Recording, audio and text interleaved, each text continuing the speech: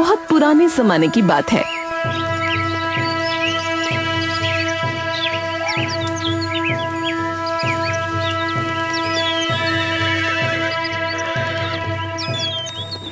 एक थे राजा महेंद्र।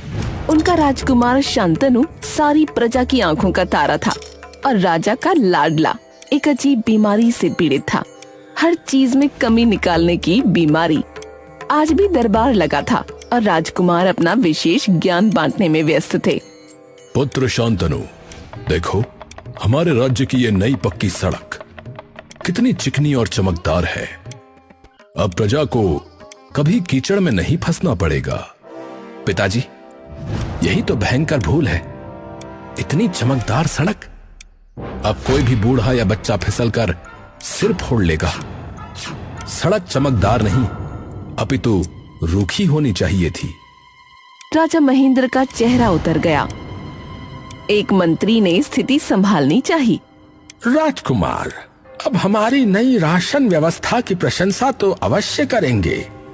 हर घर तक आसानी से अनाज पहुंच रहा है। बस यही तो सबसे बड़ा अभिशाप है। अरे अब क्या दिक्कत है पिताश्री? जनता को यदि इतनी आसानी से राशन मिलने लगेगा तो वो आलसी हो जाएगी, मेहनत करना भूल जाएगी।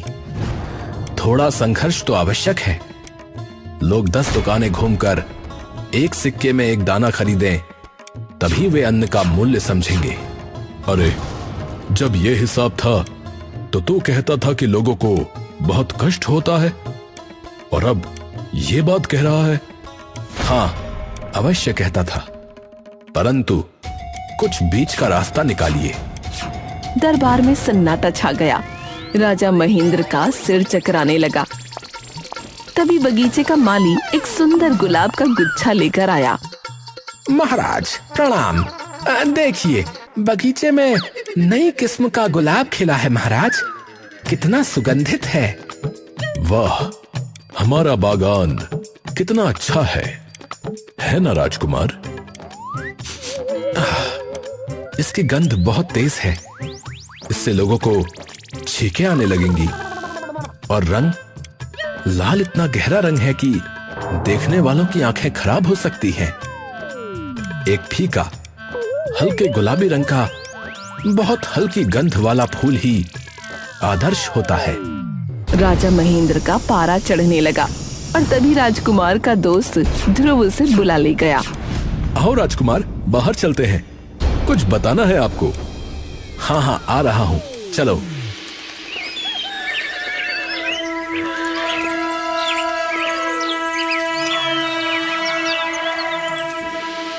राजा महेंद्र शांतनु की इस कमी निकासी की बीमारी से इतने तंग आ चुके थे कि उनका दिमागी संतुलन डगमगाने लगा। उन्होंने एकांत में अपने चतुर सलाहकार को बुलाया। हे राम, इस लड़के का मैं क्या करूं? अगर इसका इलाज नहीं हुआ तो मैं अवश्य पागल हो जाऊंगा। कोई उपाय बताओ, नहीं तो मैं सिंहासन को ही अपने सिर पर उठा लूंगा। महाराज, एक उपाय है, एक अंतिम उपाय। बोलो, शीघ्र बोलो। महाराज, राजकुमार को अंधेर नगरी भेज दीजिए। क्या? उस भूतहा उल्टी पुल्टी नगरी में? वहां तो पागलपन के सिवा कुछ नहीं है। जी महाराज, वहां कुछ दिन रहने से ही दुनिया का असली चेहरा पता चल जाएगा।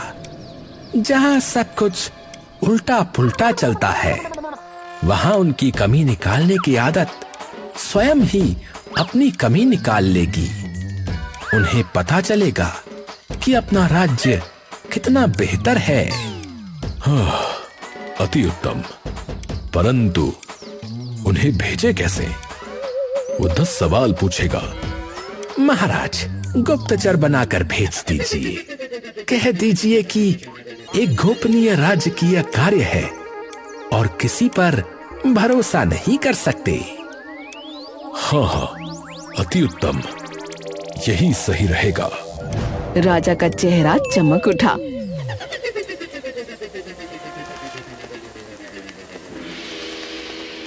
उसी शाम शांतनु को बुलाया गया। पुत्र, एक अति गोपनीय कार्य है। अंधेर नगरी के राजा के विषय में जासूसी करनी है। मैं ये कार्य किसी और पर नहीं सौंप सकता। जासूसी? परंतु ऐसा क्या हो गया? सुनने में आया है पुत्र कि वो सन की व्यक्ति हम पर आक्रमण करने का विचार कर रहा है। ओह, ऐसा है तो पिताश्री आप चिंता न करें। मैं गुप्तचर बनकर उस चौपट राजा का राज उजागर कर दूंगा। परंतु मैं अकेला कैसे? डरो मत पुत्र, तुम्हारे साथ तुम्हारा विश्वास पात्र ध्रुव भी जाएगा। तुम दोनों सौदागर का भेष बनाना। हाँ ठीक है, तो मैं तैयार हूं।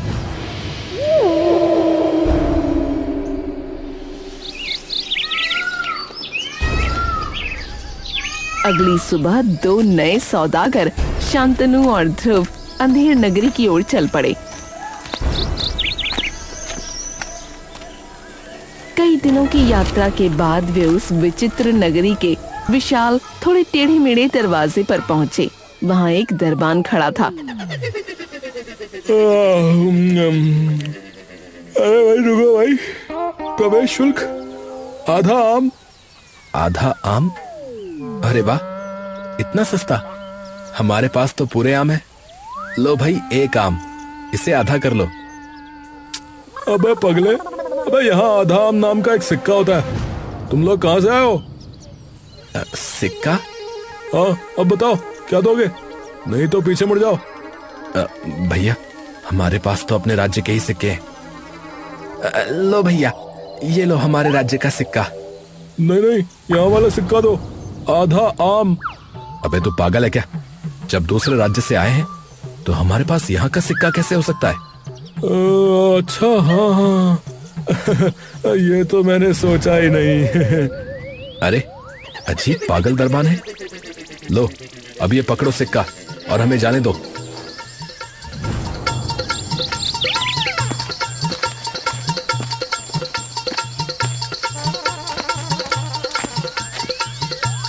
दोनों ने राहत की सांस ली, लेकिन ये तो सिर्फ शुरुआत थी। अंदर पहुंचकर उन्होंने देखा कि पूरी नगरी सो रही थी। दुकानें बंद, सड़कें सुनसान। भैया, भूख से पेट में चूहे दौड़ रहे हैं, पर यहाँ तो सब सो रहे हैं। अरे क्या अजीब व्यवस्था है, इतनी देर से सब सोए। अरे वो देखो, एक दुकान खुली हुई है। वो एक ढाबे में घुसे जहाँ मालिक रोटियां बेल रहा था। भैया, यहाँ सब बंद क्यों है दिन दहाड़े? अरे दिन दहाड़े नहीं, रात रवाले। यहाँ यही रात है और अंधेरे में सुबह होती है।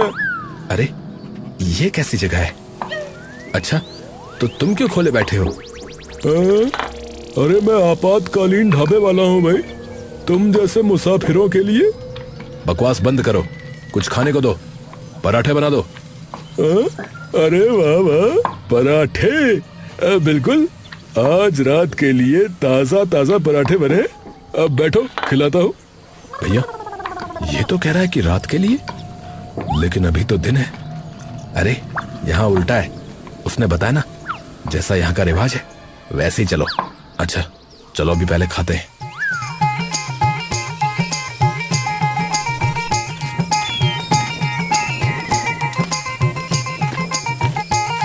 पेट भरकर अब उन्हें ठहरने की जगह चाहिए थी। एक धर्मशाला मिली, जहाँ जब वो लेटने लगे तो वहाँ का मालिक चिल्लाया, ओए, लेटना नहीं, मुसाफिरों का लेटना मना है। बैठकर या खड़ा होगा सोना, वरना। बैठकर? क्यों? क्योंकि हमारे राजा चुन्नूलाल का कहना है, लेटोगे तो सपने देखोगे, सपने देखोगे तो सुख की कल्पना करोगे, और सुख की कल्पना करोगे तो दुखी हो जाओगे। इसीलिए बैठकर सो, ताकि गर्दन अकड़ जाए और दुख का एहसास बना रहे। हे भगवान, इस चुन्नूलाल की तो। शांत हो जाओ ध्रुव, चलो बैठते हैं। बेचारे दोनों सीधे होकर दीवार के सहारे बैठे और गर्दन अकड़ाकर किसी तरह नींद के झोंके झेलते रहे।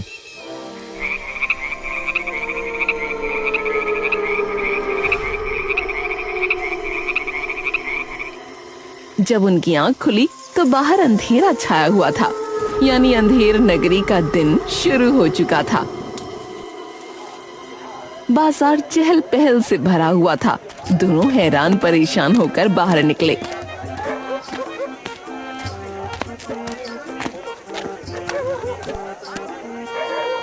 ये क्या राजकुमार, अब रात हो गई और ये लोग जाग गए?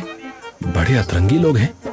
हाँ यार, यहाँ दिन रात उल्टे हैं और लोगों के दिमाग भी। चलो घूमते हैं। तभी उनकी नजर एक बड़े से सामने आए फरमान पर पड़ी। उस पर लिखा था, आज का अनिवार्य रंग गुलाबी। पूरी नगरी में हर कोई गुलाबी कपड़े पहने हुए था, लेकिन शांतनु ने तो अपना पुराना नीला अंगरखा ही पहना था।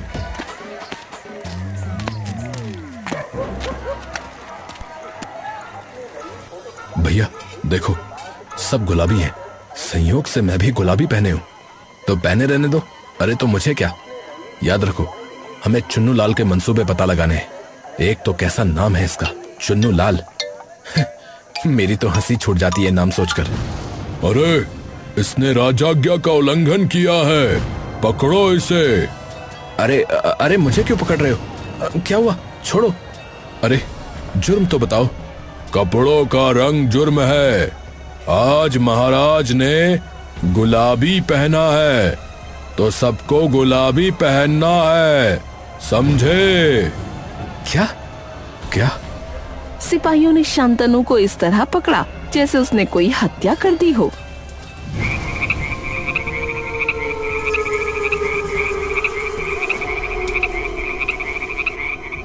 राजा चुन्नू लाल के दरबार में ले जाया गया, जो एक विशाल हरा गुलाबी कमरा था। सिंहासन पर बैठे राजा चुन्नू लाल, उनकी शक्ल ही मजाकिया थी। एक आंख बंद, एक खुली, मूंछें ऐसी कि हवा का झोंका आया नहीं कि फड़फड़ाने लगे। महाराज, इस दुष्ट ने आज के अनिवार्य गुलाबी रंग का उल्लंघन किया है। इसने नीला पहनने का दुस्साहस किया है। क्या? नीला? अरे आज मुझे नीले से नफरत है। मैंने आज आसमान नहीं देखा कि नीला ना दिखे, और इसने पहन लिया और तुम इसे मेरे सामने ले आए। तुम दोनों को सजा मिलेगी। अरे महाराज, हमारी क्या गलती? महाराज क्षमा करें, हमारी आंखें बहुत कमजोर हैं। हमें ये नीला नहीं, हल्का गुलाबी नजर आया। ये मेरी नहीं, मेरी आंखों की गलती है। अच्छा, तुम्हारी आंखें कमजोर हैं? तो कोई बात नहीं, पर अपनी आंखों को सजा देना घर जाके। अच्छा ठीक। जी जी महाराज, अवश्य। चल ध्रुव, यहाँ से बाल बाल बचे हैं।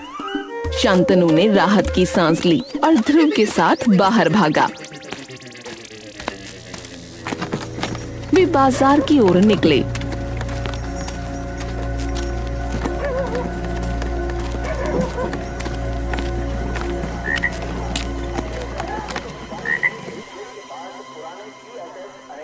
भैया, आलू के क्या भाव हैं?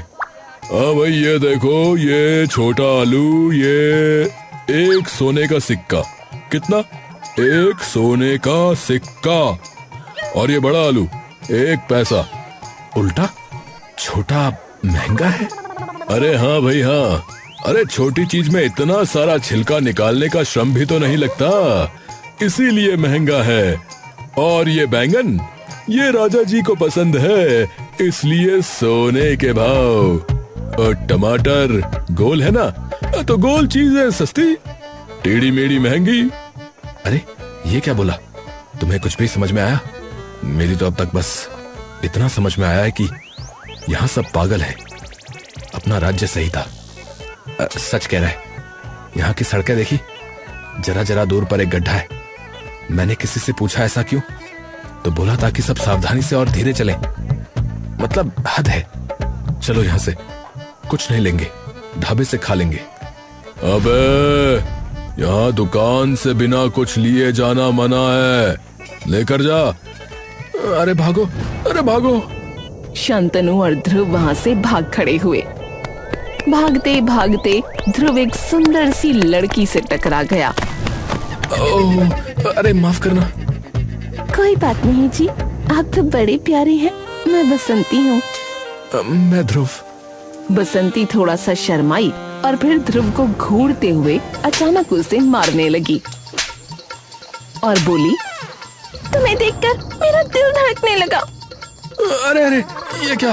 अरे मार क्यों रही हो? अरे मैंने माफी मांगी। और इसलिए मार रही हूँ क्योंकि तुम मुझे पसंद आ गए हो। अरे यहाँ का नियम है, जितना प्यार उतनी मार है। शांतनु ये सब देख रहा था। उसे कुछ समझ नहीं आ रहा था कि क्या करे। बसंती ध्रुव को पकड़कर अपने घर ले जाने लगी, वो भी घसीटते हुए। अरे छोड़ो, अरे छोड़ो उसे, वो शादीशुदा है। पहले पूछना तो चाहिए तुम्हें। अरे पहले क्यों नहीं बताया? जाओ। ध्रुव बड़ी मुश्किल से छूटकर भागा।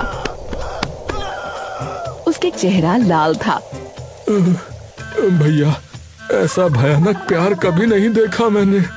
अरे इतना मारा कि जान निकालने की कगार पर आ गई। कोई बात नहीं मेरे भाई, अब चल थोड़ा राजा के बारे में पता करते हैं। जो काम करने आए हैं उसके सिवा सब हो रहा है यहाँ पर बस।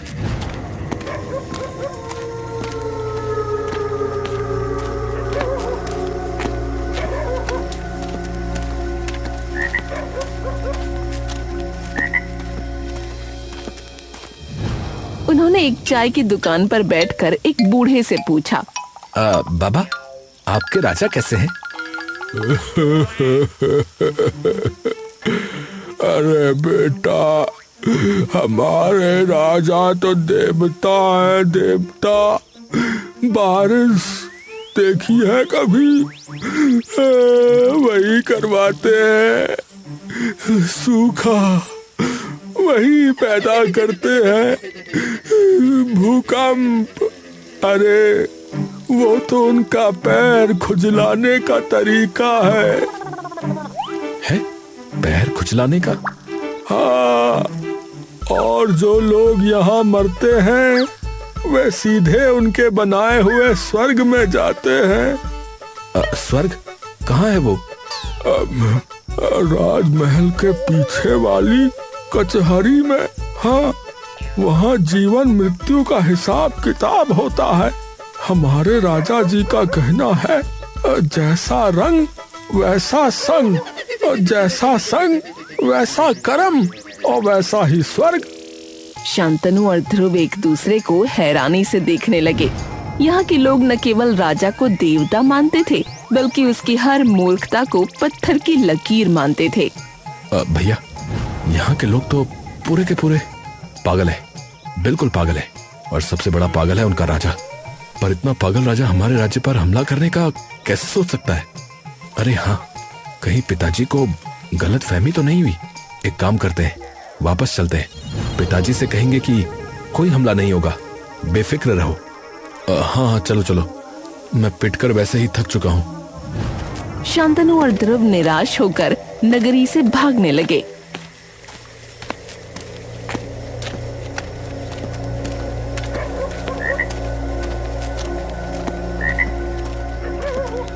तभी रास्ते में एक फकीर आया।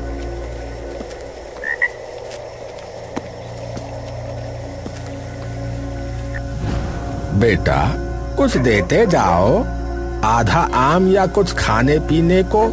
भगवान तुम्हें खुश रखे। हाँ बाबा, ये लो। तुम्हारा भाग्य अच्छा हो। फकीर की बातें सुनकर शांतनु को लगा, आखिरकार कोई समझदार इंसान तो मिला। उसने पूछा, बाबा, यहाँ सब कुछ इतना उल्टा क्यों है? बेटा, यहाँ सब अंधेर ही अंधेर है। रोशनी नाम की कोई वस्तु नहीं। सच कहा बाबा, यहाँ तो राजा ही चौपट है।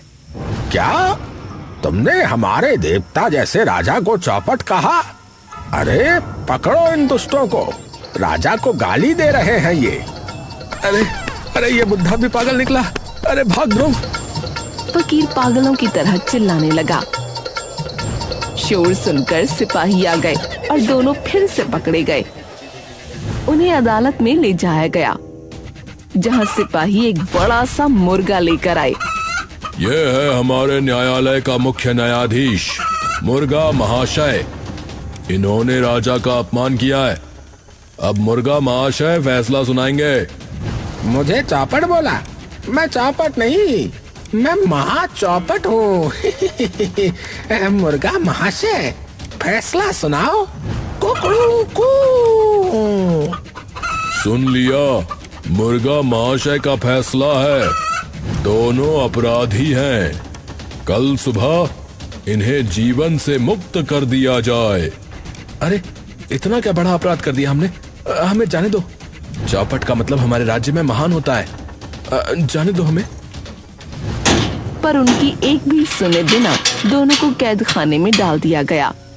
यार शांतनु, हम हमेशा अपने राज्य की बुराइयां गिनाते रहे और यहाँ देख, यहाँ तो नियम ही नहीं, सिर्फ उल्लू बनाने के तरीके हैं। सच कहा, हमने कभी अपने राज्य की कदर ही नहीं की।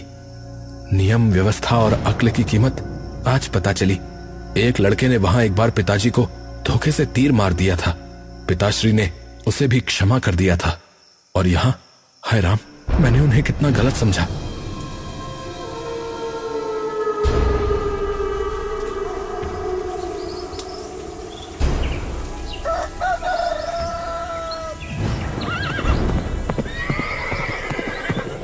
अगली सुबह यानी अंधेरी रात में चुन्नू लाल पागलों की तरह हंस रहा था। वो दोनों उम्मीद छोड़ चुके थे। तभी अचानक घोड़ों की टापों और तलवारों की आवाज आई।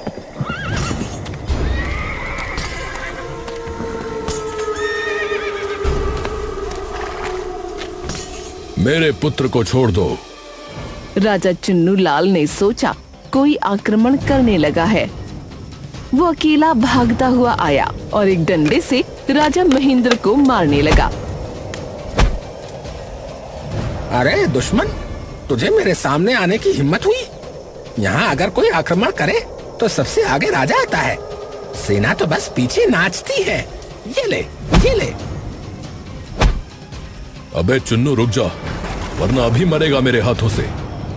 नहीं रुकूंगा। ये ले, ये ले।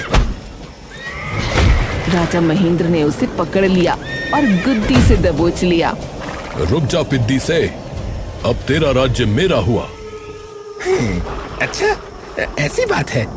तो फिर तो मैं अब आपकी प्रजा हुआ ना? तो फिर मुझे छोड़ दीजिए महाराज। जैसा स्वामी वैसा दास। पूरी अंधेर नगरी की प्रजा ये सब देख रही थी। उनकी आंखें खुलने लगीं।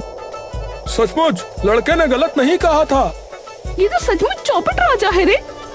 राजा महेंद्र ने चुन्नू लाल को छोड़ दिया और शांतनु और ध्रुव को लेकर अपने राज्य लौटने लगे।